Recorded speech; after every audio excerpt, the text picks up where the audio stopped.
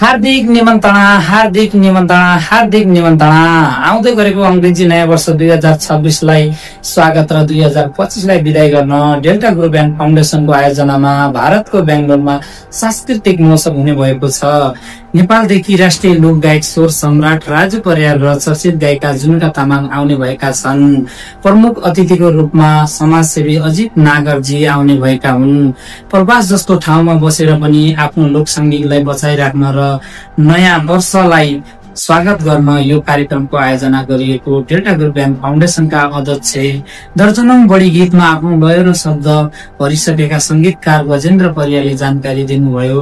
कार्यक्रमको संयोजक दिपेश दमाई बाहुबली काया कैरलले गर्नेछन् भने विशिष्ट अतिथिमा समाजसेवी लोकेश नागरजी र समीर गोहरा रहनेछन्। त्यस्तै पछिल्लो समय लोकगीतको नाममा विभिन्न तरिकाका गीतहरू सार्वजनिक भइराख्दा लोकदोरी क्षेत्रबाट लोक स्वर सम्राटको ट्याग पाएका राजु परियार र जुनुका तामाङले यसपालिको कार्यक्रमलाई भारत स्थित बेंगलोरमा अझै विशेष बनाउनमा विशेषत रहेको आयोजक समितिका मुख्य व्यवस्थापक सागर कुमारले जानकारी गराउनुभयो। त्यस्तै कार्यक्रमको सञ्चालन ध्वज धनुकले गर्नेछन् भने सह सञ्चालक दिपेन्द्र विष्टले गर्ने भएका छन्।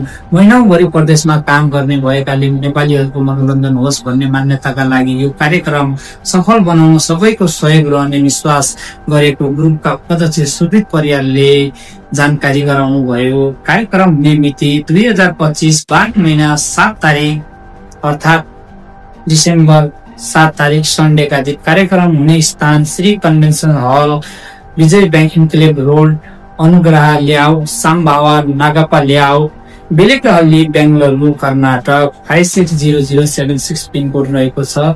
समय बिहान 10 बजेदेखि बेलुका 6 बजेसम्म। हस्, धन्यवाद। A1 बेंगलुरु।